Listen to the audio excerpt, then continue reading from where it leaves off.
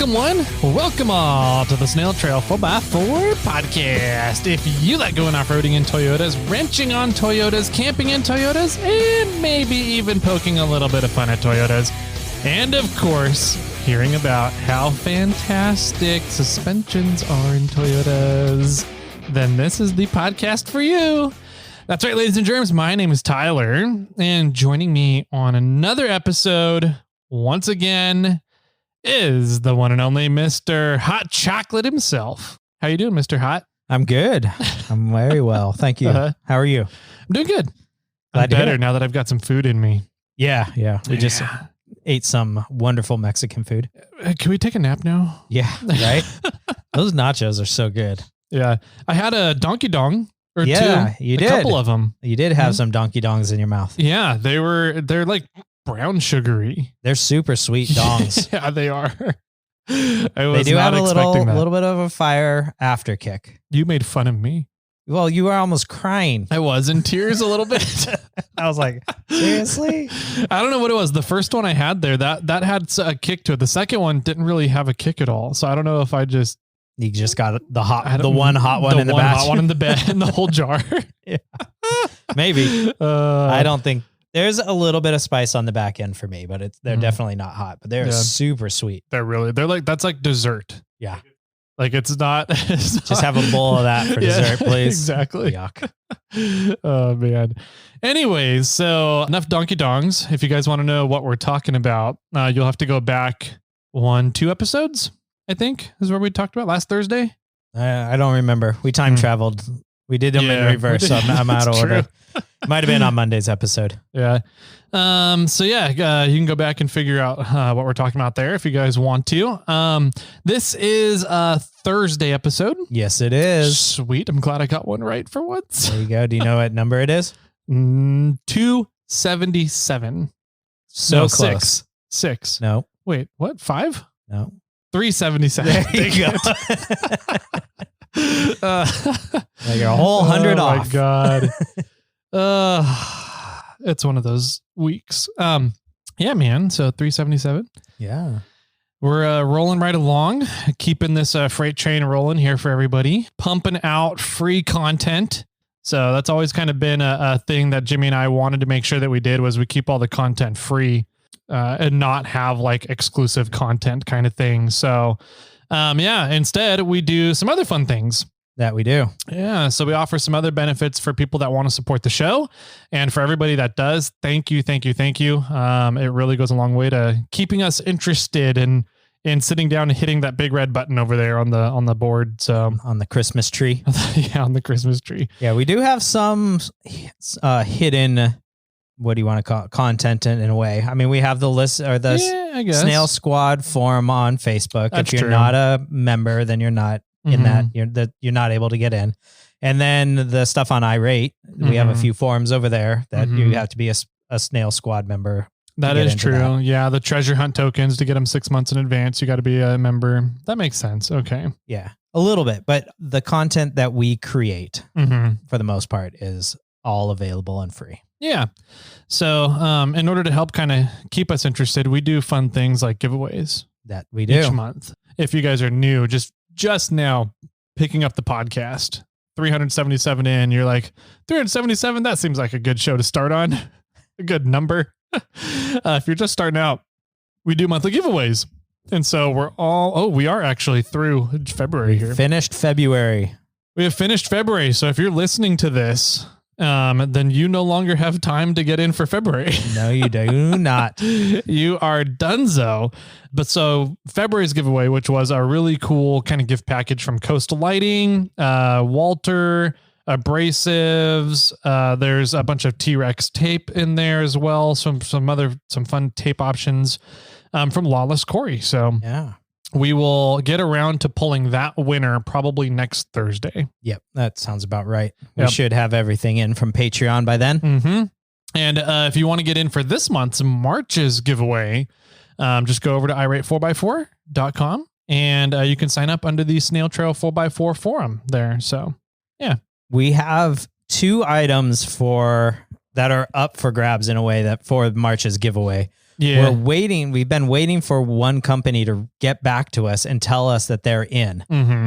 So we're going to wait till next Thursday. We should hear back from them again. We send them another follow-up email. So we'll announce what February's giveaway item is. Sorry. Thank you. March's giveaway item is next week. Yep. A week from today. We have a fallback plan and we don't want to announce anything quite yet. Yep. So we do have a couple of really cool ideas. We're just waiting to see if our preferred one comes through or not in time. So we'll leave it at that for now, and we'll save that teaser announcement for next Thursday, shall we? Yeah, I like it. I have something I want to talk about early on. So because I need listeners' suggestions. Okay. Is that okay? Can I jump in here? Yeah. All right. So I'm considering with Snail Armor to do sort of a buyback or a voluntary get back of the plastic panels that they're replacing there with the aluminum panels. Oh, the wavy plastic ones that come from the factory. Yeah. Okay. Because I don't know, there's something wrong with me. There's a lot of things wrong with you. Yeah. I don't like to waste. Wasting bothers me. And building something that replaces something that then most people discard I feel is bad in my mind. I don't like it too much. Okay. So I'm considering doing this buyback, or give a discount or maybe turn it into some sort of voluntary thing. My problem is I don't know what to do with the panels once I get them. Yeah. And so the only thing I have in my head is to make raised beds out of them. Raised beds. For planting. Truck? No, for planters. Planters. Okay. Yeah. Like a raised bed planter. Yeah. And use them as the walls. But if anybody else out there has an idea of what to do with these plastic panels that I could voluntarily build something and give them away for free, or I'm not planning on making money with it. Yeah. I want to just use up what I'm created of garbage out of, to some extent. Yeah. In my mind, it doesn't have to be the entire full panel. Like maybe they're cut up into fours and you use them to make something else, or, maybe because they do sort of, go up and down and up and down. Maybe the rises would be great to turn into something structural. I don't know. This is what I'm lacking. And this is really what I'm using crowdsourcing right now. Hopefully you out there have an idea of what I could use a panel for, or a bunch of panels. Cause if I'm figuring I could get at least 100 of these back a year. So if I have 100 of them, what could I do with it? Yeah. Can I break them up into quarters? Can I, do I use them full, or, what can I do? So I don't know. It's just an idea that I've had. I don't know how to quite what the final product would be. Yeah. Are they not recyclable? Like, are they the wrong plastic's material? Not really the easiest thing to recycle. Okay. I'm sure they are, but I don't even know if you could just take them to a normal recycle place. Yeah. Like, hey, like you give me 10 cents for a plastic bottle. Yeah. How much for this thing? Yeah, exactly. So I'm not entirely sure it's going to be possible. I would like to, my long-term goal is to have something that I make with the plastic panels and give an option for them to buy a label to return it, because they feel good that their item that they're donating back to me gets turned into something raised beds that are used in, urban areas to help people grow food or whatever. But I don't know what that item is yet. Yeah. Interesting. Okay. Yeah. I'm on board. I'll have to wrap my head around that for a while. I don't know of anything either. Yeah. I haven't thought of any. I've been thinking about it for a little while. And like I said, raised planter boxes or raised beds are really the only thing that I came up with. Yeah. And I don't like it enough to think that that's a good answer. I think there's something better out there, and somebody out there has the answer. Yeah. So yeah, that's one of the benefits of running a podcast. We kind of get to run ideas by people and kind of hear some of the feedback and ideas that come out from all the really smarter people out there than us. Right. Yeah. And if you have an idea, any idea, don't shun away, because maybe you saying something that might not be the best idea might spark an idea in my head to make me think of something else.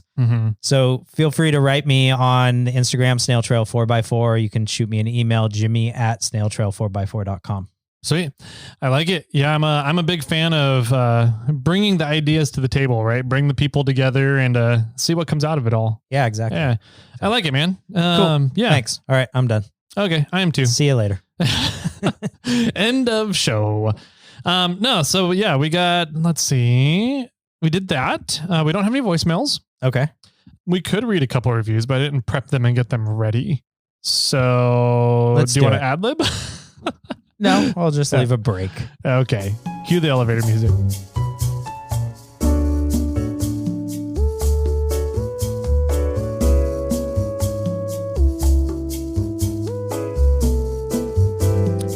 All right. Welcome back, everybody. So we pulled up the reviews here. We're at 472. Ooh. Yeah, we're getting closer to the 500 here. That's awesome. Mm-hmm. This is getting exciting. Mm-hmm. Yeah, man. Once we hit 500 reviews, we are doing a drawing for a winch. Another one of those fun things that Jimmy and I like to do because you guys support us. So we have a winch. It's a 9,000 pound winch from Rough Country. And once we reach 500 reviews, we'll do a drawing, and all 500 of those reviews are going to be eligible to possibly win. Yeah. If you're at 501, not eligible. You're out. Done. But you might be in for whatever we come up with next. We'll have to get drunk again and throw random stuff out and see what sticks. Yeah, I know. Like we did last time. Is that how we did it? I was trying to remember. It's been almost, was it 2 years? A year and a half? It was, I want to say, the same episode where we started coining the term ear holes and eye holes. The drunk episode. I'm not the King of the Hammers drunk episode. No, not that one. Not the shit show one. Another drunk episode. Yeah, it was a different one. Okay. I think it was then when we said it, and I totally just said it like joking around, and somebody was like, "That's a great idea. You should totally." I was like, "Oh man, yeah, I lost a winch. I lost a winch now." No, it's good though. So, except that I now could use a new winch. My winch is starting to bog down. Well, that and you just got a trailer. That is true. I just got put a winch on a trailer. Mm-hmm. I'll probably end up taking the winch off of the 4Runner and putting it on the trailer, and then getting a new winch for the 4Runner. Cool. Let's see. So we have 472. Once we're at 501, you are no longer eligible for the winch giveaway. So make sure you get those reviews in over at iTunes, or as it's called now, Apple Podcasts. Oh yeah. Keep forgetting it's not called iTunes anymore. No, I don't care. Right. I don't either. But that's where you need to put your review in to be eligible for winning the winch. Yep. And if you can find ways to do multiple reviews, more power to you. That's all we need. The main thing for us is that we're just trying to crowdsource reviews, because a large part of the algorithm for podcasting and how you get served to people is from the reviews on the podcast as well. Goes into it. So more reviews, more better. Yep, exactly. So this is a way of bribing everybody to get us more reviews so that we're more better. Yeah, I guess. I was going to argue that we're not necessarily bribing them. It's kind of voluntary. If you want to get in to win a winch, you can. That's true. It's not like our other friendly podcast, our sister podcast. Oh, that's like you have to leave a review. If you leave a 5-star review, we'll give you a sticker. That is true. We are not doing that. So yeah, we're not buying reviews. For all we care, you could leave us a 1-star. Yeah. You just need to leave a review. Yep. Oh, that's funny. But if you leave us a 5-star, we'd appreciate that a little bit more. Maybe. I kind of like reading the 1-star reviews. They're fun. Anyway, so talking about reading some reviews here, we have one from, oh God, what? Thank you, oh God. It says the name is I Not a Pound, I'm a Free Man. Oh God. And the pound is hashtag. Yeah. I'm not a hashtag. I'm a free man. That's what it says. I'm trying to figure out if there's a joke there or something. I don't know. Pun. But hashtag free man. There you go. Is that a thing? I just made it up. Okay. It says Best Toyota Off-Road Podcast. Their name is Ty, hashtag Slewbogger. This person's very confusing. Yeah. Did you leave this one just to watch me struggle through this? No, but that's smart. I should have done that. Do that. Oh, man. Next one here is from Mo's Destiny 20. Thanks, Mose. Says the best off-road podcast with a bunch of exclamation points. Nice. Just kidding. It's just 2 exclamation points. So Not quite as good as Made Man's. I think he had like 5 exclamation points. Did he? I think so. Okay. That guy asked me the other day if I'm ever going to make a t-shirt. Out of the reviews? Out of his review? Yeah. Maybe. We could always just make up the design real quick, throw it on there. Yep. I still think we need to make some of the one-liners from the shit show. Oh gosh. T-shirts. Yes, we do. And then we could sell the hot dogs at Backdoor one down at, That one's so good. at Hammers next year. The only thing better than Chocolate Thunder are hot dogs at Backdoor. I got into podcasting for the chicks, but all I got was Jimmy. There's a lot. I need to go back there and re-listen to that episode again. Anyways, where were we? I don't know, but you need to put some tread in the dirt. I need to put some tread in the dirt, or swing cats. Some cats across the yard. Roll some dice in the yard. I heard one the other day and I was like, is that a thing? That everybody turned to me. I was like, yeah. I'm like, oh, never heard that one. Okay. Nice. It's like your Confucius says things. Yeah. Those are always fun too. Yeah. All right. Continuing on. Right. This one's from Gerbergdef. Thanks. Gebergdef. That's what it is. Gebergdef. A bunch of H's afterwards. It says, great listen, 5 stars. Love listening to you guys at work up here in Humboldt County. Wish I had the wheeling options you guys have in NorCal. That's 7 hours south of me in NorCal. Instagram is at smiling_Sierra. Oh, cool. Yeah. Thanks. Yeah, that's like trying to live in Humboldt and go wheeling down here at our plate areas is like us trying to go wheeling down at Hammers. Right. So yeah. How long did it take you to drive down there? 9.5 hours with stops and everything. Right. So yeah. And that's still in the same state. Yeah, that's true. And it's only half of the state. Right. There's another apparently 7 hours north of us. I think I calculated it once. I've never actually done it, but I think if you like went from San Diego to Humboldt or like Wairika or something up straight up 5, it would take 14 hours. With no stops, I would guess. Yeah, something close. 14 hours. I was thinking like 16 to 18 hours. Yeah. Somewhere around there. Yeah. It's are you towing or are you just driving? You're driving Charlotte, and so you're doing like 85? Well, I was like, okay, if it takes me 10 hours, 8 to 10 hours to get to San Diego, and it takes me 7 hours to get to Humboldt, then, we're looking at what? 16 hours. 15 to 17. Yeah. So, yeah. Okay. Yeah, I guess that makes sense. That's crazy. 17 hours, you never leave the state. Right. Yeah. Only Texas or Alaska you could do that in. Yeah. I wonder if you could get from like...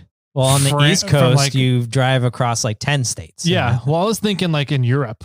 Like if you start in like Spain or Portugal, do you think you could get to... Russia before 17 hours? I don't know. Probably. I mean, distance wise, yes, I would say yes, but driving is because traffic and because it's just different over there. They don't they do have freeways, but then they have freeways go straight into towns. And so it kind of slows down. Yeah. It's not, I mean, if you went from like Amsterdam and Holland down to Italy, you'd be on the Autobahn and you could do it pretty quick. But I'm not sure. I don't know. Who's our European listeners? They can tell us. Yeah. Where's our Estonian buddy? Yeah. He could tell us. He could. If you drove 17 hours towards Spain, how long would it take? How far would you get? How far would you get? He's going to be like, I had to get out into the ocean. Yeah. I'm halfway across the Pacific. Yeah. Or the Atlantic, excuse me. Yeah. Oh, man. All right. So next one is from Advanced Overland. Hey, Advanced, thanks. It says these guys. Us guys. These guys. Yeah, us. Us guys? Us guys, these guys? We are these guys. Oh. Sure. We're us guys. Us guys.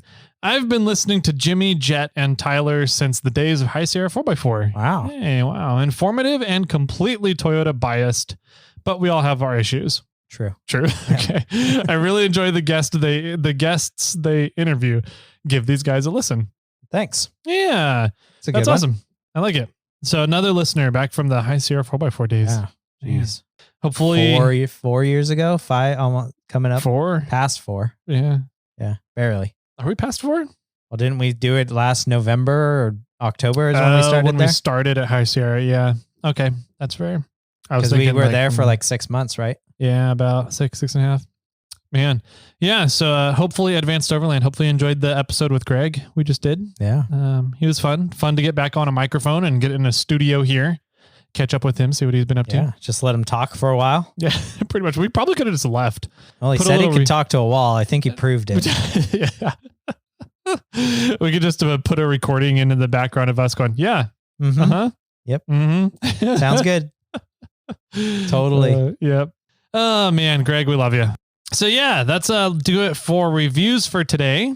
Cool. Thanks, everybody, for leaving those reviews. Yeah. Just a simple reminder, again, if you get in before that 500th review, you will be eligible for the giveaway for a winch. Mm-hmm. So get in there and leave that review. I like it. So let's see. What else do we got? Do we got any other updates before getting into our shenanigans from the weekend, the week here?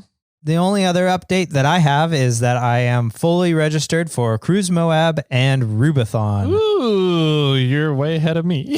Yeah, thank you. Thank you. Oops. You better get on that. Yeah, I do. I'm registered for vendor for Cruise Moab. Yep. I have not registered for driver yet. So I need to get in and do that. And then I have not registered for Rubathon yet, just because I'm going to be helping lead the 4Runner mini truck run again. Right. Mm-hmm. And so the way that they're working the trail committee this year is you only get committee registration once you reach so many number of people in your group that you're leading in. And so so you need to wait for more people to sign up for the 4Runner mini truck run before you can sign up. Exactly. Okay. So yeah, but it was funny. Well, I just signed up for that today. So cool. So that's one more. Yeah. So you're up to one. Yeah. No, so we need to get I think minimum of 6 people signed up before I can register as trail committee. Okay. So I'm waiting on that one. So people go get signed up. Yeah. Looking at you, Mike Smith. Exactly. That's who I was thinking of. Yeah. And if you guys want to run that run with us, go there and sign up for that 4Runner mini truck run. Mm-hmm. Yeah, it's a great run. You start at Loon Lake. We drive all the way to the springs in one day. Mm-hmm. And the benefit of that is most of them stop 2 days. Mm-hmm. And so we have a full day at the springs, full day to relax, go swimming in the creek, go out on a hike, just sit back in a hammock and have a few drinks, whatever you want to do. Mm-hmm. It's a wonderful day to relax. The next day, everybody starts rolling into the springs, and then the shenanigans start happening. All the activities start, yeah. And it's just another wild day. Mm-hmm. But it's really nice just to do a solid day of wheeling and then have a good day where you're just relaxed. Yep. And usually we get a pretty decent crew. Yeah. The crew is a lot of fun, but the vehicles are also built too. So we don't have too many issues getting all the way to the springs in one day. Yeah, there's some requirements on this run. And I don't exactly remember what it is, but I think it's at least 35s locked. I don't know. I think it was 35s and locked front and rear, and then all the normal stuff like radio recovery point, safety equipment. So maybe we should get Scott to come on. Oh, that'd be fun. Yeah. Yeah. Get him to come on and talk about the run again and build it up. But that's coming up. April 18 is Cruise Moab. Yes. So this one is late July. Yeah, it's somewhere like that. Yeah. So Rubathon is late July, I believe. So we'll get the dates for you guys. We'll have Murphy look it up and let us know here. What else? The price for me was about half the price of Cruise Moab. Oh, wow. Yeah. Interesting. Yeah. And that was me as Cruise Moab as a participant, not the amount of money that I paid as a vendor already. I don't have the dates for Rubathon on my calendar. Interesting. Yeah. Moab's getting stupid expensive to just the whole economy of Moab. It's such a destination spot with all the national parks right around there, and all of the vehicular recreation, the hiking, backpacking, camping, dispersed camping. There's a lot of recreation. Rock climbing goes on a lot out there. So because it's such a destination, Moab's getting really, really expensive. But yeah, I think that's good for updates. That's kind of some of the stuff that we're planning on being out at this year. We're also looking into going to Overland Expo West in Arizona, possibly. Oh, nice. As just kind of hanging out, networking. We're not going to be getting a booth with Morflate. And I don't think I'm going to get a booth for P&W either, but I'm debating on going out to that one as well. Oh, no booth. Just kind of hanging out. Yeah. And networking. Okay. So, yeah, the booth was, it was good at both of them, but I'd had a big mistake of trying to run my wheeling trips along with off-road events last year. Sure. And burn myself out. And so I don't want to do that again this year. And I don't have somebody to do events for us. So, yeah, it'll just be going up to relax and hang out and do more networking rather than setting up a booth and being tied to the booth the whole time. Right. Yeah. Got it. Yeah. Okay. Brian got back to me. Oh, cool. He must be like listening in more than he normally does. I don't know, but he got us with this new studio here. We can kind of like throw peanuts at him this time. That's true. He's close enough to almost hit. Yeah. That doesn't mean he's always listening to us though. No, true. He just kind of looked at us like we were confusing him. It's not hard to do. Dates for Rubathon are June 21st through the 25th. June 21 through 25. Okay. Yeah. Not earlier. July. Yeah. Okay, cool. That's awesome. I think that'll work out really well. What about Marlin Crawler Roundup? MCR? I don't know. Brian? Because I'd really like to try and make MCR happen this year. And I hope that it will happen. Like in the past years, it's been canceled, 2 years in a row here. Yeah. Because it's so late in the season and because of fires. Right? So they were talking about moving it forward. Yeah, exactly. But I don't know. I'm not sure what they're going to do yet. All right. Yeah, we'll keep an eye open for the Marlin Crawler Roundup and see kind of what's going on there, and let you guys know, get you an update there. Yeah, I don't know what else. Any other fun events going on this year that we're planning on looking at? Or I think that's pretty much it. Yeah. I mean, we're going to be out doing some RTF stuff, and we'll be out on the trails, helping out one way or another, volunteering our times, and doing some of these events. But I can't think of any offhand that we're going to be out at. Cool. All right. Well, let's get over into kind of what we've been up to then, shall we? Yeah. Sounds good. I know that you had a fun snowy weekend. I did. I was in the thick of it. Yeah. Where were you? Yeah. We as a family went up to McCloud, California. Where isn't that up near Shasta area or? It's off of Highway 89.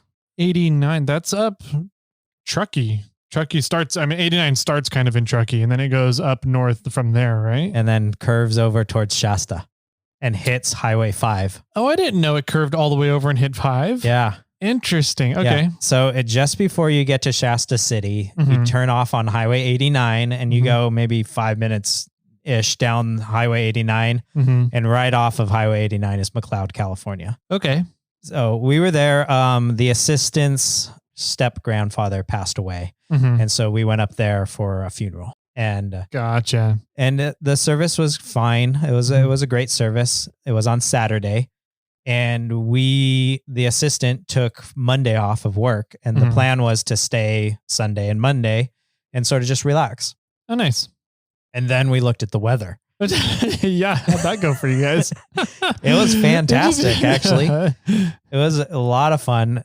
It snowed pretty good on like Thursday and Friday, but Saturday driving up there, we had no problems. We woke up in the morning, left at, I don't know, 8:30 ish, headed up the mountain, got there and, good time and hung out.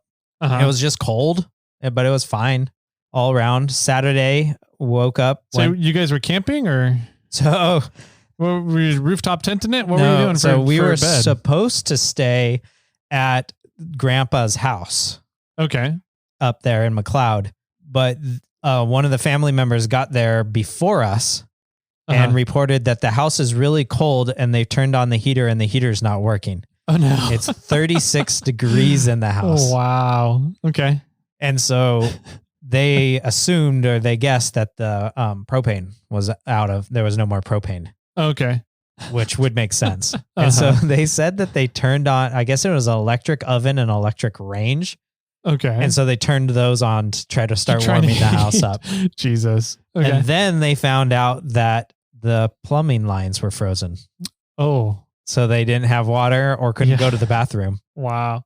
And then they left and went to another family member's house. Okay. That lives in that area. Now I know we're getting extreme weather right now. Like the snow level is down like around 1,000 feet, if not lower in some areas. San Francisco and the Bay Area is getting snow right now. Yeah. And Los Angeles County is getting snow right now. That's how kind of crazy the weather is right now on the West Coast. Was this house in an area where it normally snows during the winter? It does normally snow, but it does not normally snow this much. Okay.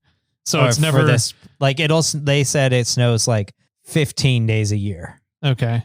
Right. And maybe a few inches on the ground. So it just wasn't quite enough insulation around the water piping I think since the propane was gone and it was 36 degrees in the house, the house wasn't everything to cool down. Yeah. And the pipes are, and it's a modular home, so it's not the best insulated. Yeah. So the pipes are just closer to the outside than the inside. I'm not 100% sure, but so the piping froze. Wow. I mean, I think if you had the heater on, there wouldn't have been an issue. Right? Okay. That makes sense. If you kept the heat at like 50 degrees or something, the pipes would have never froze. That's fair, especially in a modular home because everything's right there with the home. Nothing's really like it's under the home, but under the home, but elevated. Yeah, exactly. It's not insulated by the ground. Yep. So that's where we were supposed to stay. So we heard about that last night or the night before. And so we still packed up our air mattresses, our comforters, our like sleeping attire, sleeping bags, everything that we use to, and there's no furniture or anything in the house. The house has been completely stripped clean. Okay. So there's no so we brought camping chairs and, all this stuff to like sort of turn a house into like a living situation. And then when on the drive up, we heard that there's no water, the plumbing's bad, it's still super cold. The heat never came on. So the assistant rented an Airbnb. Oh, on the way up? On the way up. Yeah. And it wasn't that bad. It went for 2 nights, $400. That's not bad. 3 beds. For that little notice as well. Right. Yeah, that's not bad. So we had her stepdad, who's the son of the dad who passed, right? Okay.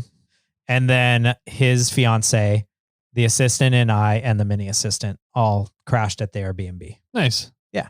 That sounds fun then. So you were there 2 nights, you said? Yeah, we were there 2 nights. We stayed Saturday night and Sunday night and left Sunday morning. Okay. So the funeral and hanging out with family and everything happened on Saturday, and most everybody got scared of the storm coming in and left either Saturday night or very early Sunday morning. Gotcha. And we're like, we're staying. Hell yeah. We're not going anywhere. And Saturday it started snowing. It snowed pretty good. Maybe they got a foot all day. Okay. Like it over the course of the day. Over the course of a day, it snowed quite a bit. It was steady, but it wasn't steady until about 2:00. Okay. At 2:00 it stopped. We went sledding, and we went like across from some family member's house, and we went sledding down this little hill, and there were some guys in an inner tube over there sledding, and inner tubes just absorb the bumps so much better than the discs do. Yes, they do. And so we were just crashing and burning and ruining their sledding hill. Oh, geez. Because they could float over the powder. But then when we would crash, like our body parts would fall into the powder and make dents and holes. And because you were on the discs and they were on inner tubes? Yes. Gotcha. Yeah. And so we're kind of like, okay, this isn't working. And then somebody's like, we should go to Snowman Hill. I'm like, okay, I've never heard of it. If you're in that area, you might know of it. But it was back up 89 towards Shasta. There's like a ski park up in that area. Okay. And the ski park's to the right, but we turned to the left. And then there's this just big hill over there that I guess everybody goes there to sled. And when we got there, there was nobody there. And we like start walking down, and there's just sledding lines everywhere. Ooh, it's like this sledding metropolis of like routes. And the mini assistant's like, I want to go to the top. I'm like, okay, let's do it. And I don't know, it was maybe 100 feet up or so. I don't know. It was like elevation wise, and maybe 200 yards. Okay. That's a decent. It was a good little hike. And nobody has been there like all day. There's just a foot of powder everywhere. And this was, here we went up at like 1,000 feet of elevation to get to this spot. So there's probably a little bit more powder. And so I lead the track and the trail, and the assistant and mini assistant are behind me. We get halfway up there and the mini assistant's like, I'm tired. Carry me. I'm like, hell no. I don't think if so. you want to get to the top, if you want to go down from the top, you got to hike to the top.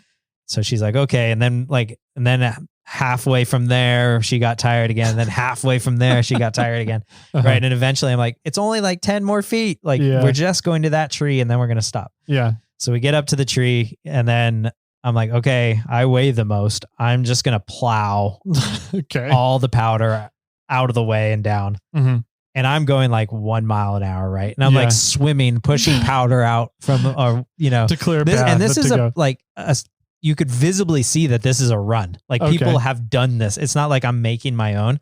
Like I'm in the ruts. Like I'm in the toboggan run of what people have done. There's just so much powder in there. I can't pick up any speed. Yeah. Right. So I'm pushing powder out of the way. I am moving. Gravity is pushing me down the hill, but I'm literally having to swim and kind of move the powder so that I can continue to go down. Okay. Then the mini assistant went and she flew. She went so freaking fast because I moved all the powder out of the way and compacted stuff. And she got like a third of the way down the hill and then just wiped out. She didn't bail out. She wiped out. No, she like crashed. Okay. Yeah. She's great as long as she doesn't do a slow spin. Because as soon as she doesn't understand that you need to change your weight movement, she just stays in one spot. And then if she gets backwards in a slow spin, an edge catches. And then she just wipes out. Okay. Where if she's doing a fast spin, it doesn't really matter because then you just... she's like a gyroscope at that point. Exactly. Yeah. Okay. So she crashed. She started complaining. Then the assistant went down and the assistant crashed right where the mini assistant crashed. I started hiking back up at that point. The mini assistant crashed again, almost right where I was. And then the assistant went down and she went all the way. She made it all the way, the rest of 2/3 of the way down the mountain from there. And she's like, that was awesome. I'm not hiking back up. I'm done. Like, okay. So then the mini assistant and I went down from there, went all the way down. And then the mini assistant's like, I want to go again. We're like, okay. So we start hiking up and she's like, I'm tired. I'm like, all right, let's go halfway up. Yeah. So we went halfway up and we did the net run down again. And she's like, I'm still tired. I'm like, all right, let's go back. Let's leave. Yep. So we left at that point. We went back to the Airbnb. We built a snowman out in the like courtyard that was just covered in snow. The snowman turned into a snow princess. Okay. That turned into getting a boob job. Getting a bigger butt, building a dress. Did a Brazilian lift? Yeah. Okay. Built a tiara, put hair and braids on her. And then, gathered some sticks and twigs and stuff and made facial features and arms. And then the assistant and I went inside to warm up and the mini assistant stayed out there. And then the mini assistant made the snow princess's baby and then built this little snow girl next to it. And so that was fun. So we watched that. And then we all went out to dinner, got the family together, whoever is left in town, went out to dinner at the meat market, which for those that don't know, the assistant is vegetarian. So the question was, we're going to a meat market. Are there vegetarian options? And they guaranteed us there was. And actually there was a lot of vegetarian options because it was like, here's your pasta dish. What meat do you want to put on it? Okay. Right. And she's like, I don't want any of the meat. Yeah, none of them. Here's a salad option. What meat do you want to put on it? Got it. So there was a lot of vegetarian options. I ended up I did my normal. Do you know what that is? No. Oh, you do. I'm going to tell you and you're going to know. Okay. Surprise me. Peanut butter and honey? No. Surprise me. Usually I got you. Okay. Right? So a lot of times when I go out to eat somewhere, I tell the server, surprise me. I just let them choose. And I either get their favorite item the most common item ordered or the most expensive item on the menu. Yeah. And so this time I ended up getting a special, and it was a sea bass. Okay. And it was really good. And he put bacon and some brown rice and like risotto underneath, and the sea bass on top, and some like fruit on top of that. It was really tasty. Nice. Fantastic restaurant. If you're ever in McCloud, California, go check out the meat market. It was outstanding. It's also the only restaurant that I think I can tell you that in a long, long time that I've been in, that there was not another soul in there, nor did another person go in while we were sitting there. Wow. Yeah. We were the only people in the restaurant. There was a party of like 10 of us. Nobody else in the restaurant. Nobody else even came in the restaurant while we were there. I don't know if that was due to the storm, probably. Maybe. I don't know. Interesting. Okay. Yeah. So then the next day, or that, we go back to our Airbnb and have a few drinks, hanging out with Pa and his fiance, and then we all end up going to bed. And it didn't snow from like 2:00 that day, maybe some small flurries, until more or less the next morning. But Pa said he woke up at 6:00 and there was about an inch of snow on top of our cars. Okay. And then he went back to bed, and we all woke up about 8:00, and then there was like 5 inches of snow on top of our cars. And we're like, oh, we got to get going. Yeah. And so we started driving out, and we were heading up Highway 89, and we caught up to a semi, and then we went slow behind the semi, and visibility was really poor. And where Highway 89 and 5 meet was probably the highest elevation that we were at. Okay. And it just got more and more and more wide out as we got to the top. And at some point, the semi pulled over, opened his door, hopped out of his rig, and then Pa went to pass him. And then the guy jumped back up in his rig and started driving again. So he's just checking something and then continued? Yeah, I guess. And so now Pa is in front of it. So Oh, Pa and you has a guys are second behind. gen Tacoma pickup. And now I'm behind the semi. And then we get up to the peak at the summit, right at Highway 5 and 89. And there's a semi stuck in the side on the opposite side of the road. And the semi in front of me stops. And then I hit my brakes and I don't stop. Oh, no. And I start sliding. And in my mind, I was moving. But because the tires were doing the ABS thing, it stalled the engine. Oh, interesting. Yeah. Oh, no. Right. And so now I had no power steering, my ABS died, right? And nothing's happening. And then I eventually just let the clutch out, leave it in first, and it kind of like skids itself to a little slow stop. And then I push the clutch in and start it back up once I realized it died. And then both of the guys that were in the trucks had hopped out at this point, but then they both looked at me, probably they're like, why is this dude starting his truck right here? And then I put it in first gear and I just idled past them. Okay. And I think they were trying to figure out if one semi could help the other semi get unstuck. Okay. When we went to pull on the freeway, it's a great thing that they put the reflectors on each side of the road because you did not know where the road was. I think that we might have been going through the thickest part of snow right there, which was probably over like 16 inches. Wow. And we're just plowing through it to get on the freeway. And then we were going 25 miles an hour-ish through down the Mount Shasta range, so to go from Shasta to Redding takes about an hour. Normal circumstances, and it took us 2.5 to 3 hours to get down the mountain.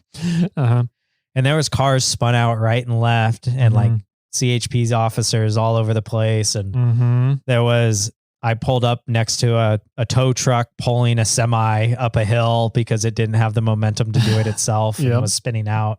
There at one point, which was very amazing, a squirrel ran across the road. And it ran across the freeway? Across the freeway. Okay. And it made it in front of Pa, and behind the semi. Like it happened to thread the needle perfectly. Wow. It was insane. Yeah. And there was a lot of people driving super fast, and we were just putting along. Yeah. We were going like 25 for the most part, and eventually getting up, like when it started, as we were getting down in elevation, it started clearing a little bit more. You know, we got up to about 40 miles an hour. At one point, some guy just pulled in behind me and he followed us for a long time. Yeah. Until we were out of the snow. He was following us. Wow. And yeah. So there were like, the road had been like plowed. You could tell it had been plowed, but there was probably an inch of snow on the road. And then if you needed to pass anyone and go over, there was probably at least 8 to 12 inches of snow in the other lanes. Kind of single lane tracked, and then you're kind of stuck once you're in there because you can't really get out at highway speeds. No. or driving speed at all to get out over and create new tracks. Yeah, exactly. Yeah. And at some point when we were down out of the snow, but sort of in the slush, you know, I was like, at what speed can I turn off my 4-wheel drive? Yeah. You know, and so I had the assistant look in the book, and in the Toyota manual, it says you can engage or disengage 4-wheel drive at any speed. Pretty much. Yeah. I was like, wow. Yeah. That's so compared to, you know, used to the chain driven for transfer cases. Exactly. I was like, wow, that's fancy.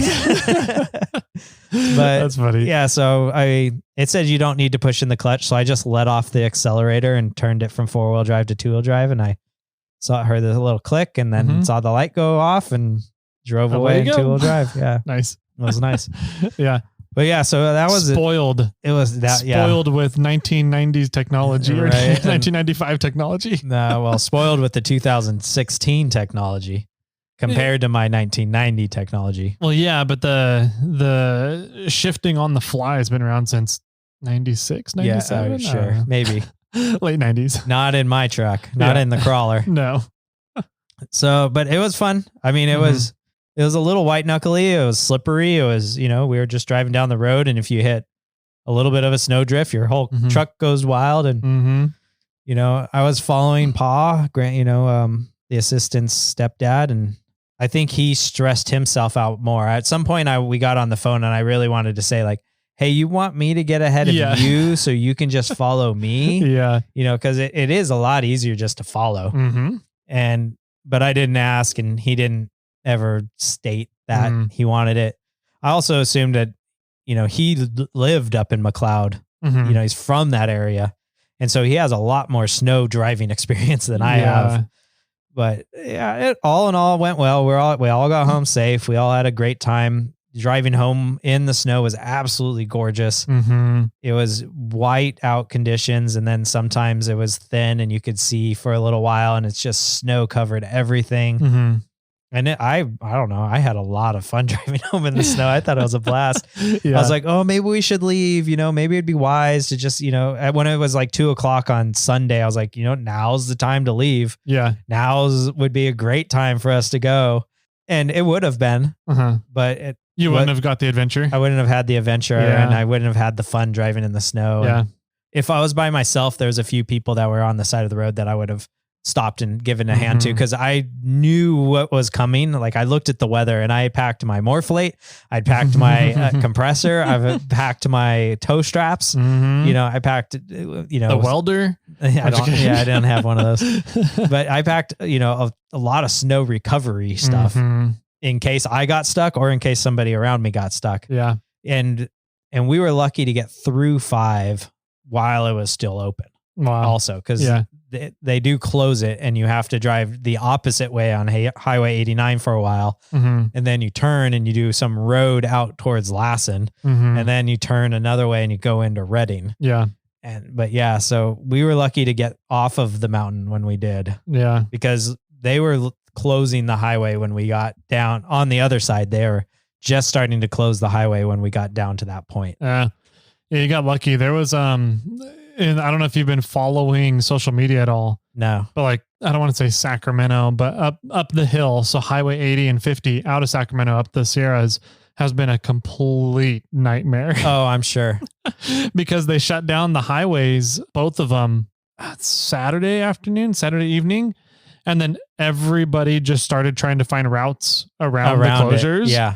And Google was sending people up and over Heartless. I saw somebody posted that. I forgot who it was. John and Renee posted a comment on it. And so it popped up in my feed. And I saw there was a picture of like a sheriff up there. Mm-hmm. Like it probably on Wentworth Springs on Road. Wentworth Springs Road, right out of Georgetown, saying this is not a route. You cannot get through this way. Yeah. No. Yeah. But yeah, I guess search and rescue had to be called to get 6-7 vehicles worth of people out of Heartless that had been routed up there from their GPS. Wow. Which was amazing. Like, I'm like, wow. You would think that like Google would have a way to hook into Caltrans's system, because you can look up all the closures on Caltrans. There's an app for Caltrans. You can look it all up. All the data's there. I don't know how Google hasn't tapped into that yet to stop giving people routes around closures. Right. Well, and look at M.E.T, right? Yeah. Mormon Emigrant Trail. That a lot of people try to take that route to go from Highway 50, El Dorado Hills kind of area over to Highway 89, 88. Thank you. But it's not, they close it. They don't plow it. They don't maintain it. There's even a section at the end of that is closed to vehicles and is just snowmobile or hiking areas. Yep. It's a snow park. Snow park area. Right. And then, but Google still reroutes people to go that way to bypass it. Yeah. Yeah. I can't imagine. Yeah. Google was sending people all over the place. And so all of the county sheriff's offices in the Sierras have been posting some hilarious stuff on Facebook of cars or trucks like stuck in snow areas. Oh man. Yeah. Truckee always has a great CHP Truckee's always Instagram is great. Some awesome posts. But Mono County just jumped into the ring here. Really? It's awesome. I'm going to read it here. So Mono County Sheriff, today's Tuesday. So yesterday at 5:55 p.m. they posted, "The roads are closed. All of them. There is no alternate route, back way or secret route. It's a blizzard, people. You cannot see your hand in front of your face right now, let alone a snow stake to guide your way. Stay home or wherever you are if you're not home." And then in parentheses, "And if you're somewhere you should not be, you'll have to sort that out with your significant other. We told you to make good choices." Wow. So there's been a lot of the sheriff's offices now that are like jumping onto this bandwagon of like, you guys stop being idiots out there. Yeah. And they're getting more and more hilarious. Sassy is a good way to put it. Yes. It's pretty funny. So if anybody's bored, go look up all the California county sheriff's pages on Facebook and go read through some of their posts. Probably Placer County, Truckee. You could probably look at Mono County, El Dorado County. Yep. All those. And I'm sure Shasta County is in the mix of that. But I mean, it's just, this snowstorm that has been going through California and is supposedly, for those that are outside of California, this storm is supposed to go across the nation and just wreak havoc everywhere. Oh, wow. Yeah. That'll be interesting. It's not very often that snow gets down into like 1,000 feet range here at all. Like maybe other places in the country that's somewhat normal. 4,000 is the average low, I think, in wintertime here. That's a good one. But because it's so low, they're getting snow in places like you said earlier in LA and in San Francisco on these peaks that are just next to the ocean. Yeah. It's insane. I remember one time when I was down in college in Monterey that the hills right there by Pacific Grove got snow on them, and you could see them, and everybody's like, "Is that a really low cloud? What is that over there?" Like, no, that's snow. What the hell?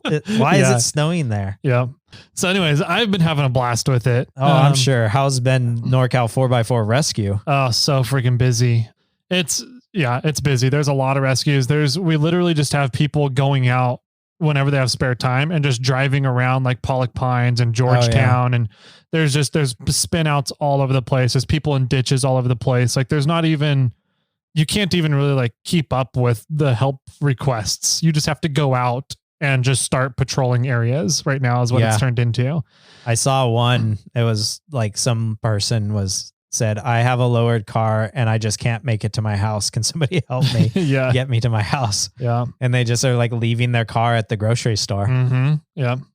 That's pretty crazy. Wild. It's an interesting time up here. This is right now. It's not quite to the point of where it was a few years ago when we got like 7 feet of snow at 4,000 foot elevation, like 3 days. Yeah. I went up with you that time. That was a fun one. And then you got on the news like the next day. Yeah, I remember that. Yeah. So that's not quite that bad yet. Like the snow plows, people are able to keep up with keeping their driveways cleared, but it seems to be a lot more icy this time. Oh. And so it's causing a lot more havoc with people that are able to get out and drive and get around and try and get over to the grocery store to get food and supplies. They're not able to make it because it's too icy. There's no way to get traction. Like there's been a couple people now that have chains on and they still can't make it. Wow.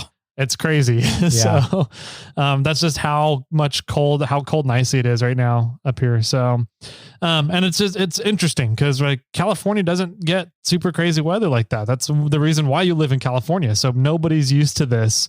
And like, meanwhile, everybody in like Massachusetts is like, we deal with this 18 times a year. Like grow up.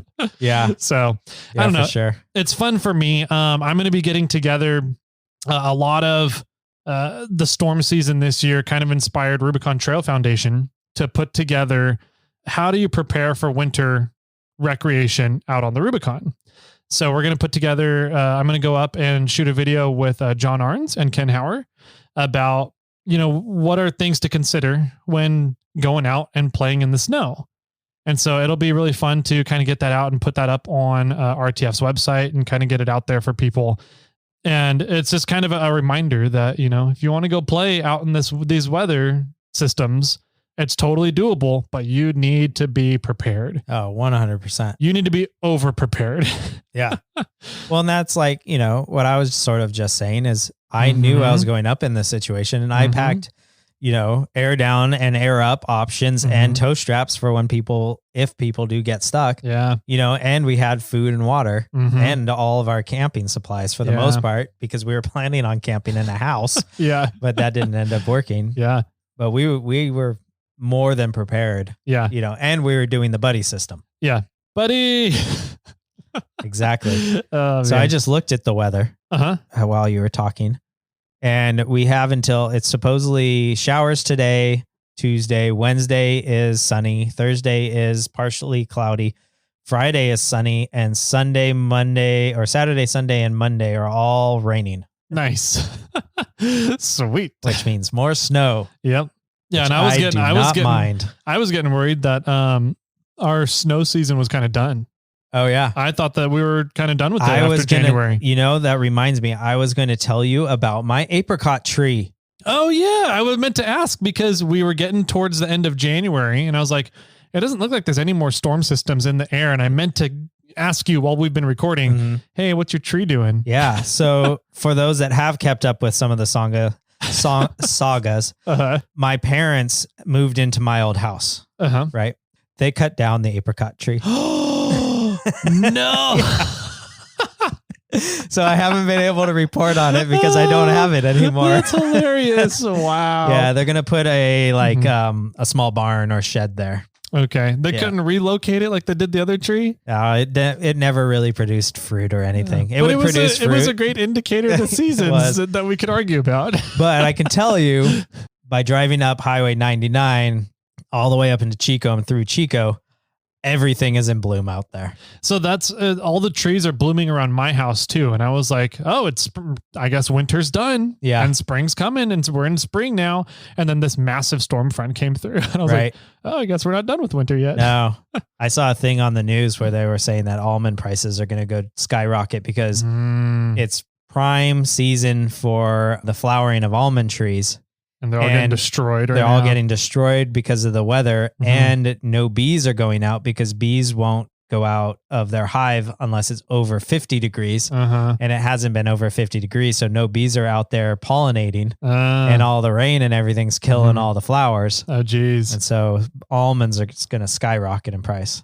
So I was like, too bad for Jake, but I was like, I already got my 5 pounds. I'm good. Exactly. I was like, I got 5 pounds sitting on my counter. I keep munching on each day. I just need to mush it into milk or something. Yeah. Oh man.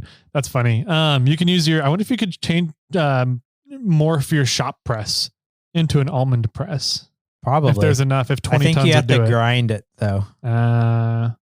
Well, I mean, I think you have to get grounds and then add water into it and then press it. And then mush it all together. Gotcha.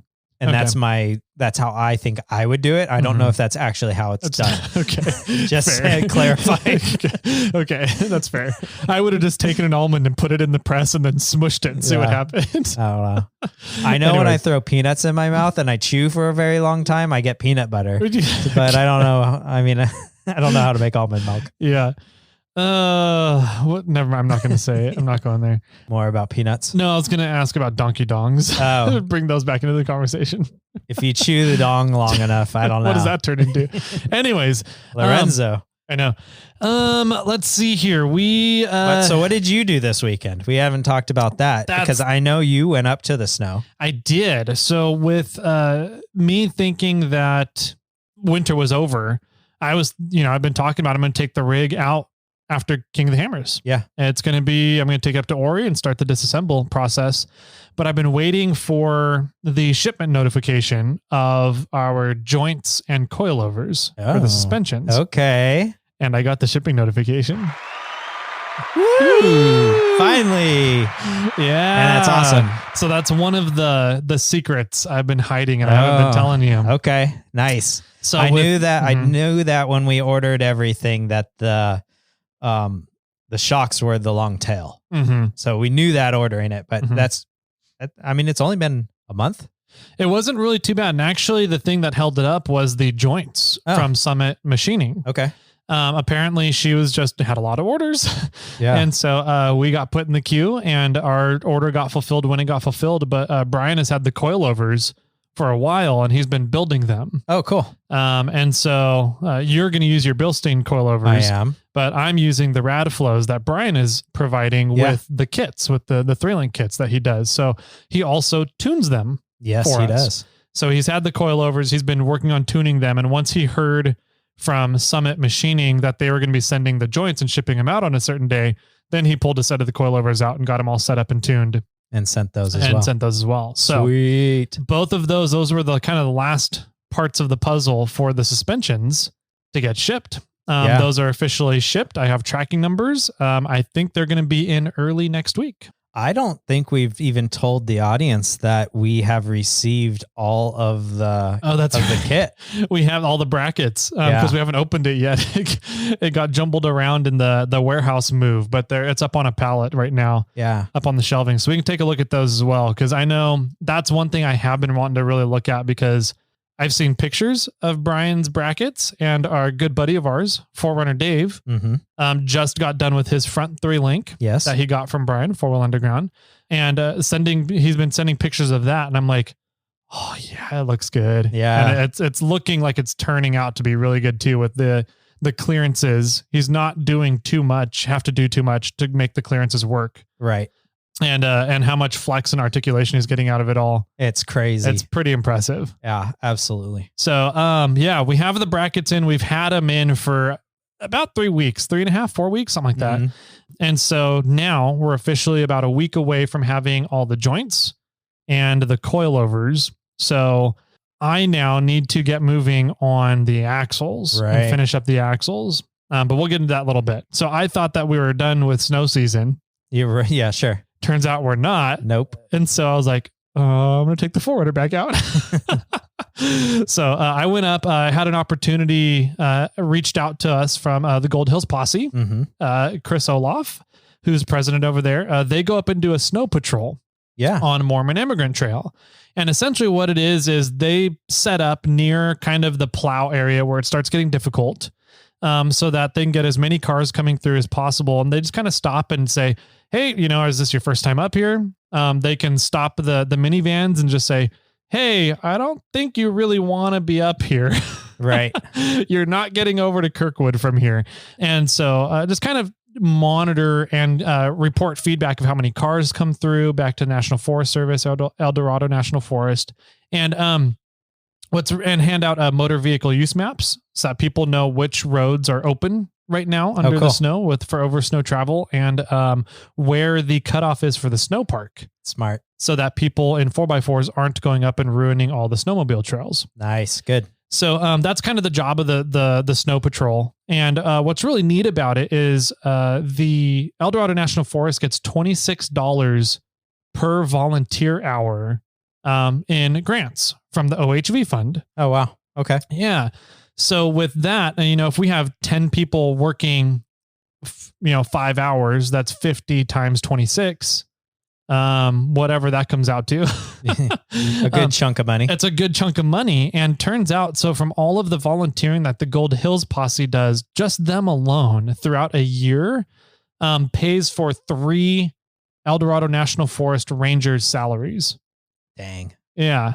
That's impressive. From OHV grants and funding. So it's really cool what they do, what Gold Hills Posse does for El Dorado National Forest and keeping funding going into the OHV trails there. And so I went out and I was like, yeah, I got a free Saturday. I actually have a free day. That's amazing. Let's go out and I'll hang out with you guys and we'll have a fun day. So they went out Friday night. Some of them did. Yeah. Okay. Some of them went out Friday night and did snow camping. And I was like, I just don't have the time.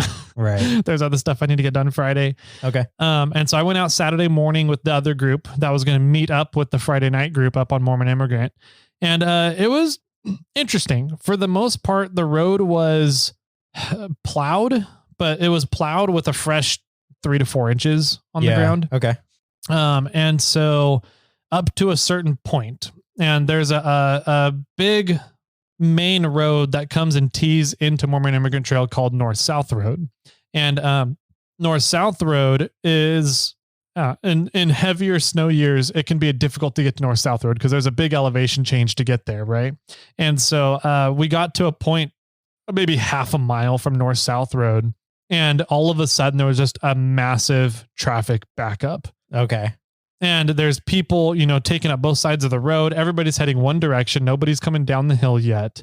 But there's people getting out and airing down. And I'm like, is there actually like a trouble up here, or are people just airing down here? Right. And so they're like, oh, looks difficult ahead. Let's air down. Mm-hmm. Right.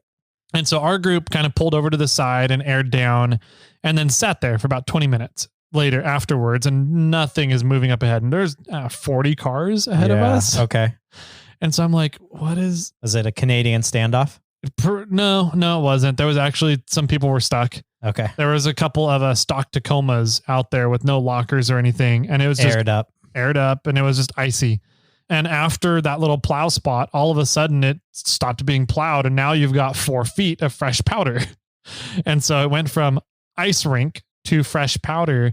And as soon as those the stock rigs got in the fresh powder, they're just done immediately. Sure. Like there's no, they're getting, another mile or something like that. They're just done right at the plow line. And so I kind of noticed what was going on up ahead. And then I drove around everybody. I went out into the powder and drove around and created another track to get around all the traffic. So our group followed me up to the top of all of that. And then we came down to kind of help out the people that were really stuck. So we got up to the top, we hiked back down, helped hook up with some rigging, did some shoveling for people, just to get traffic sort of moving again. And then we took off. So I don't know what happened for the rest of the day there. But we got up to North-South Road, and at North-South Road was like another jump up in difficulty, like immediate. It wasn't gradual at all. Oh yeah. So right when you hit North-South Road, there's another jump up in difficulty. And so that's where we sat and just kind of hung out for the day and waited for people to get there. And apparently we went too far. Nobody else showed up there. I think we saw 10 rigs the whole day. And I was like, I saw more people stopped back down to the air down spot than we saw all day up at North-South Road. After we that's hung good out, though. Now, nobody's really getting into areas that they can't get to, should be going into. That's very true. We were able to give that report back to El Dorado National Forest and say, hey, yeah, nobody's not going where they shouldn't be. So that's good. They just can't get there. Yeah. So anyways, we hung out there, had lunch, and then headed back down the hill. And on the way back down the hill, it was relatively clear to that spot again. And then at that spot, there was like 60 to 70 vehicles all backed up there. Yeah. And this time with everybody there, everybody was pulled off to the sides of the road. Yeah. And so the traffic coming down the hill got to go down the middle of the road. However, the middle of the road was completely iced over. Sure. And you would just hit it. You would turn on your brakes and the whole car would just slide the rest of the way down the hill.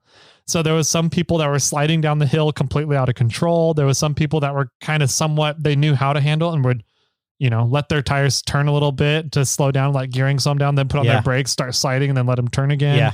And so there was a couple of bumper accidents, bumper hits where two vehicles would run into each other, but like at super slow speed. So nobody got injured. No, there was no damages to vehicles really, but it was entertaining to get down through all of that. And one of the guys on the trip had a Mercedes G-Wagon. Really? On portals. Oh yeah. It was pretty freaking cool. It was a G55. It looked like the mid to late 90s version of it. Cool. So it had the supercharged V8 in it, and he was on 40s and portals, and it was fun to get to look over that rig. And he moved out here recently from Colorado, so this was his second wheeling trip ever in California. And he was like a giddy schoolgirl. He was pulling out everybody he could. Yeah. He was romping on the V8. Oh yeah. He was having a blast. And he was a good wheeler too. So it was fun hanging out with him all day and kind of introducing him to the Sierra cement that we have up in the Sierras. Yeah. Okay. So that was pretty much Saturday. Nothing really too exciting happened other than the big traffic jams and trying to the entertainment of watching the dumpster fires and the train wrecks. Right. Right. So, yeah, I posted something up on, I think it was on the Snail Armor Instagram page, like a picture of the tailgate with snow on it. I said, who went to the snow this weekend? And a guy named Jimmy Vang said he was up on M.E.T. Yep. And I was like, oh, I bet that was crazy. And he was like, it was a parking lot. Yeah. And I think he said he saw you. Yeah. He was one of out there. He was with two other guys that had full-size Blazers, like the K5s. Oh, cool. And they were up at North-South. Oh, they made it out there? Yeah. And he has I don't know if it was him or one of the guys he was with. They have a sound system in that K5 that was vibrating the mountainside. Wow. With the bass in it. No, and we were just like, geez. Yeah, he drives the double cab Tacoma. Oh, okay. So it's a different Jimmy then that I met up there. Okay. So yeah. Anyways. Okay. But yeah, it was supposedly, it was a cluster. It was a cluster. It was all in that one spot. Yeah. All day long, apparently. So it was fun watching the train wreck happen. I had gear oil in my rear locker line. So my locker didn't want to engage. Lovely. Yep. And so I'm still not sure how to fix that issue from happening. Longer breather line. I don't know. I need to pull all the way up to the top of your antenna. Just this yellow tube sticking up on the top of the antenna up there. That'd be funny. So yeah, I need to figure out and just go through all the airlines again and pull the gear oil, let it drain out. No, you don't. Well, I do because I'm selling the axles. I already have a buyer for them. And since I'm going to be taking them all off and the suspension leaf springs off, I'm just giving him everything. Sure. And so I want to make sure that it's in full working condition and at least see if we can figure out why they're sucking gear oil into the airlines before I hand off the axles to them. So yeah, so I got to do that. And then Sunday was working on the electric parking brake. Yeah, I heard good news about that. Yep. So I got the wiring all figured out. Wiring is set pretty much. I timed how long it takes to fully engage and fully disengage. It's like 2 seconds. Okay. So I'm not going to run a sensor on it to cut off power once it's fully engaged or cut off power once it's fully disengaged or have a light turn on or something when it's fully engaged or disengaged. I'm just going to time it. Right. So hold it down for 2.5, 3 seconds and it'll be fully engaged or disengaged. But that, the relay that we got, that I got, the listener, suggested to us on Facebook, the Facebook page, works beautifully. Oh, cool. It's like 150 amp. I'm guessing it's supposed to be like a winch relay for like a UTV winch or something like that. But it's really neat. It has 2 posts to trigger the relay, and all it requires is a hotline. So 12 volt into either post, and it'll trigger the polarity to come off one way or the polarity to reverse off of the other posts. Interesting. And then it has a 12 volt high amp load and ground to go to the battery. So it has your battery load that comes through, and that's what the gate closes and switches polarity on. The 12 volt coming in from the switch is just a low amperage, 1 amp, half an amp, whatever it is, kick in order to trigger the gate to close. And so it can pull power off of the battery. It'll work great. It'll mean that the switch is not going to have a whole lot of amperage going through the switch. So it won't burn out the switch over time. And it makes the switch stupid simple too. You don't have to run grounds to the switch at all.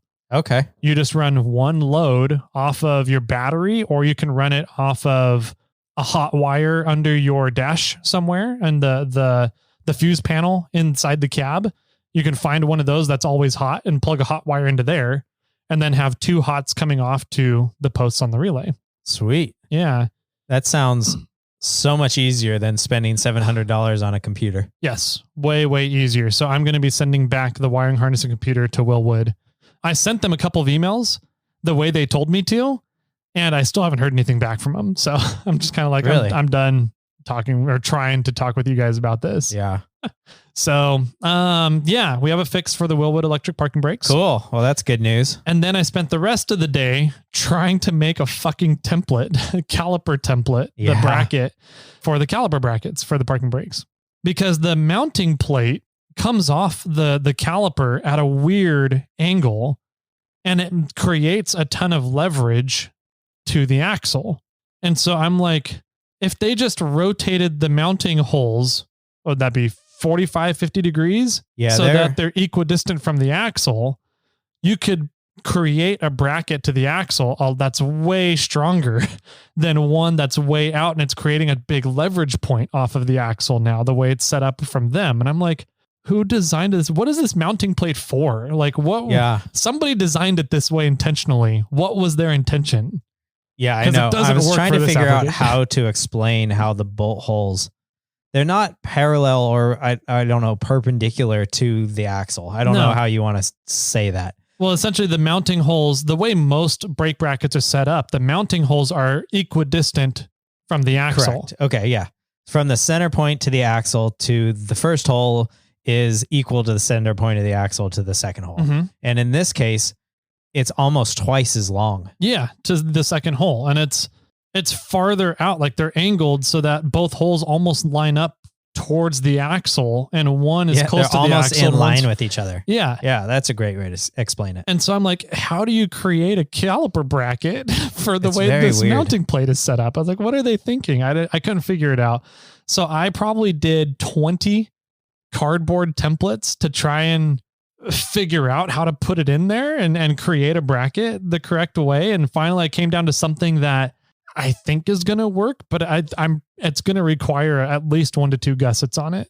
Yeah. Just because of that leverage point off there. I'm like, the benefit of having the e-brake is that you're not using it to stop your vehicle. 100%. You're using it to hold your vehicle. Yes. So it's not done. It's going to have weight and leverage on it, but it's not going to have like stopping force leverage onto it. Right. So it doesn't need a ton of strength in that bracket. It doesn't 100%. But it still does need strength. Yes. it can't be like aluminum foil. Yeah, exactly. But so that's it doesn't need to be super structural like a regular brake bracket, but it needs to be able to hold the vehicle. Exactly. And I'm concerned about it holding the vehicle the way that leverage point set up. Yeah.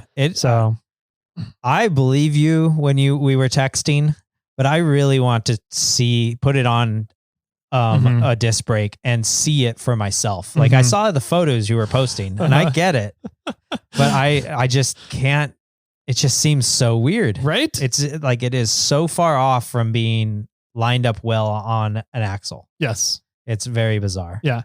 Like I even tried I took the caliper apart to pull off that mounting plate and see if there was another way I could put the mounting plate back on the caliper so that it would arrange differently. No, it doesn't.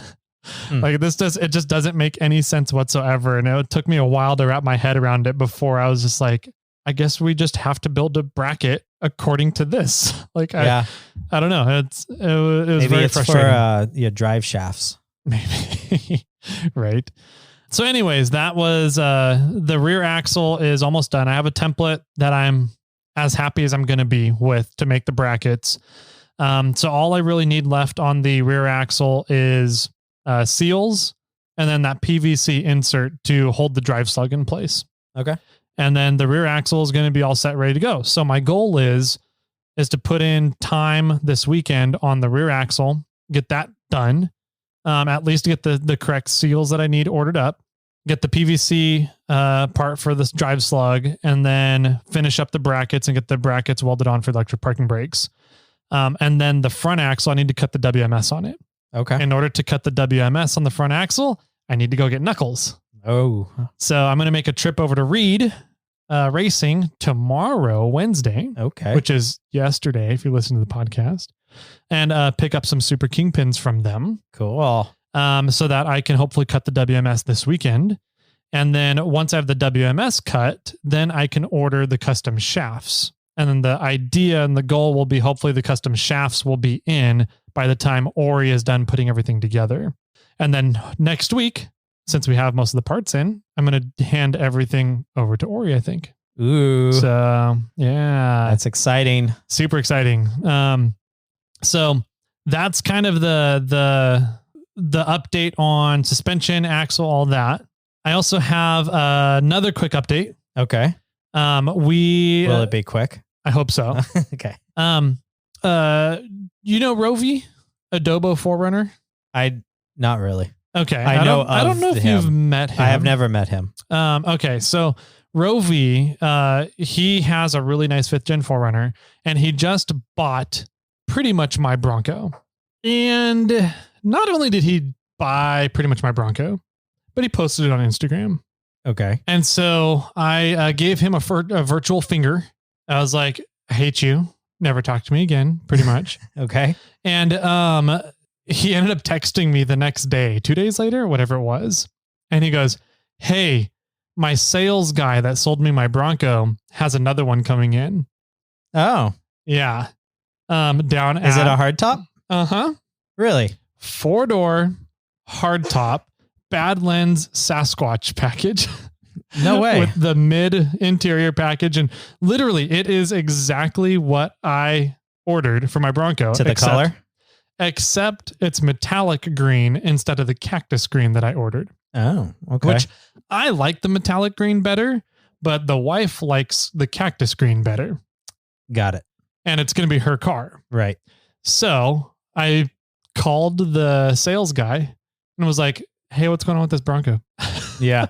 And he goes, well, it literally just came off of the train and it hasn't even arrived at our dealership yet. But here's the window sticker for it.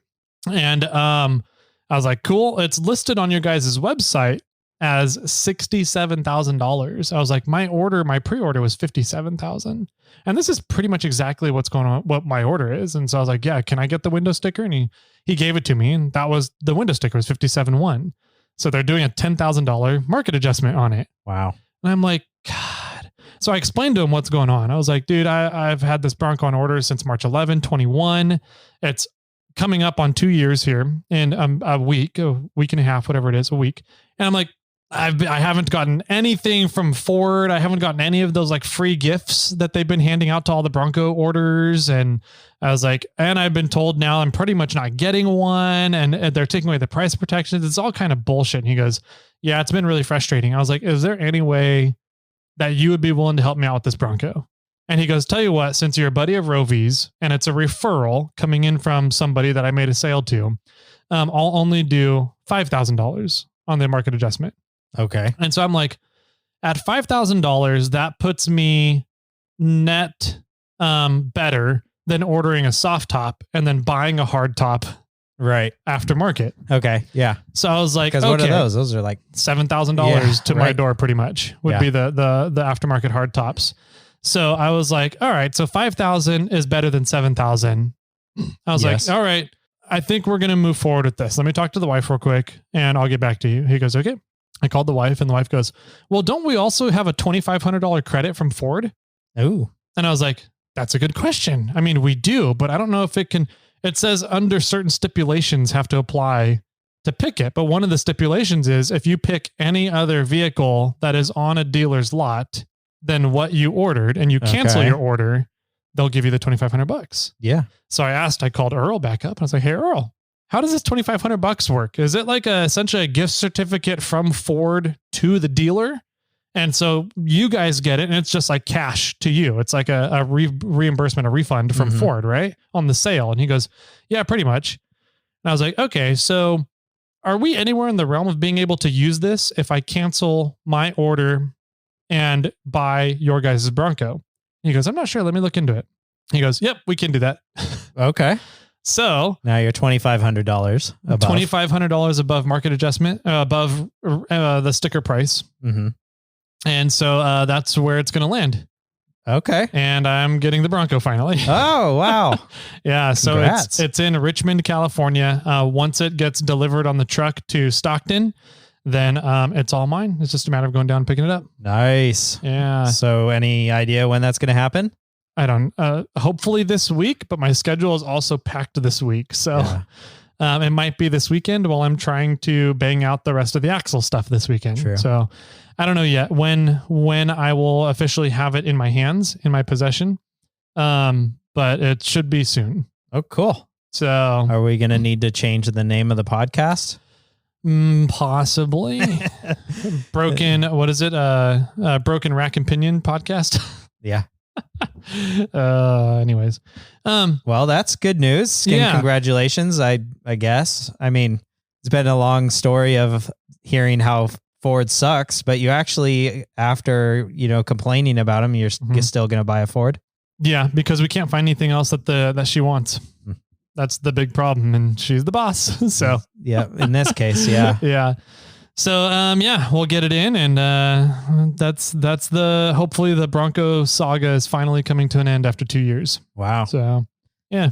How much interest did Ford make off of all those $100 inserts? That's a great question. Like, I would love to take, I don't even know what interest rate you'd go, just the market interest rate off of however many pre-orders they had, $100, and see how much interest they saved in getting a business loan or getting loans from all their customers rather than a business loan. Yeah. So very interesting concept. Yep. Sort of like a Kickstarter. Yeah, exactly. Right. So anyways, that's all my updates. Cool. So, yeah. Well, that's rad. Yep. Kermit's going to get built here soon, and it might even work out in the time where I won't have to stop snow wheeling. Right. Because I can go snow wheeling in the Bronco now. There you go. While Kermit gets built. Yeah.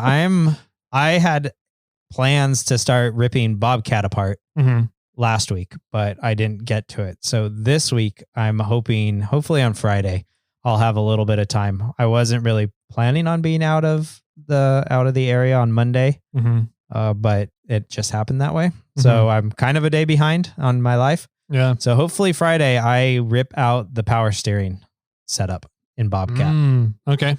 So that's my plan. Nice. As of right now. So we'll see. I'm going to rip out the power steering, all of it, and rotate the power steering box and push it as far forward as I possibly can. I also maybe I'm going to drill a new hole for the hydraulic lines. Oh, okay. Because mine's in a bad spot for when you start pushing it forward. Is it on the front of the box? It's on the front of the box instead of the side of the box. That's where my dad's is, and it rams into his the radiator mount. Okay. Right there. And it just, if it starts leaking or you have pressure on the radiator mount or something, it starts damaging that fitting, and you have to take the whole steering box out in order to fix the fitting. Yeah. So I'm probably going to be drilling another hole. Nice. In there. That'll work. Yeah. That'll be exciting. I'll plug the other one and drill another hole and run new lines and put a magnet on your drill bit. Yeah. A couple of magnets on your drill bit, and that'll make the drill bit magnetic. I was thinking about how I might be able to air pressurize the power steering box. Oh, so when you break through, it blows all the metal out. Blows it out. That'd be interesting. I mean, I've got an extra hole that I'm not going to be using. I can plug one and put an air fitting on the other one. Yeah, true. And see if it'll hold PSI. Yeah. I don't know. That's what I had envisioned at first. But Yeah. I mean, maybe magnet would work as well. That's how I've seen it done typically, if you want to do it without completely disassembling and rebuilding the box. So, yeah, it might not also be a bad idea to do that. I just don't know if I really have the time. Yeah. So another thing I have on my list, which I have no idea if I'm ever going to get to it before Cruise Moab, is actually fixing the headers on Clifford. Oh, they're still cracked? Oh, that still has an exhaust leak. Yeah. Yeah. Okay. And I drove it to Moab the first year like that, and the second year like that, and now the third year coming up, I might just do it again. Or maybe this is one of those things that I'm out of the time to do it, and I just take it to Dustin Smith and have him do it. Yeah. Cool. Well, yeah, decisions, stuff to do, and time frames are coming up. Yeah, so I know. I'm really hoping we can get Kermit done before Moab, but it's going to be tight time frame, and I think it's going to come down to the custom front shafts if those can get made in time. That'll be interesting. And then I can get my batteries should we relocated. sign up for like Bronco and Tacoma runs? Maybe we might have to. Oh man, which would actually do really good out at Moab. So yeah, yeah. Would. I'd want some more armor. Yeah, probably. There's a lot of breakovers for you. Yeah, the long wheelbase. Yeah. Well, cool, man. That does it for all the updates and what we've been up to, and the shenanigans and the fun times we had over the weekend, and some updates on some long-standing sagas. Yeah. So I guess if anybody had any questions or any feedback, if you had anything you want clarifications on, you can always email us, Tyler or Jimmy at snailtrail4x4.com. You can reach out to us on the grams, which is Snail Trail 4x4 and 4x4 Toyota Tyler. I'm waiting for the jokes to come about Ford Toyota Tyler. And let's see how else. We have a phone number you can call us, 916-345-4744. We don't currently have any voicemails, and it makes me a little sad. So somebody needs to call in and leave us a voicemail. Yeah, he was crying before this podcast. I was. And that was more to the donkey dongs, but I was also a little sad that nobody wanted to talk to us. So yeah, I think that's about it. Jimmy, final words for everybody. Snail Bronco 4x4 podcast. And with that, my friends, keep crawling.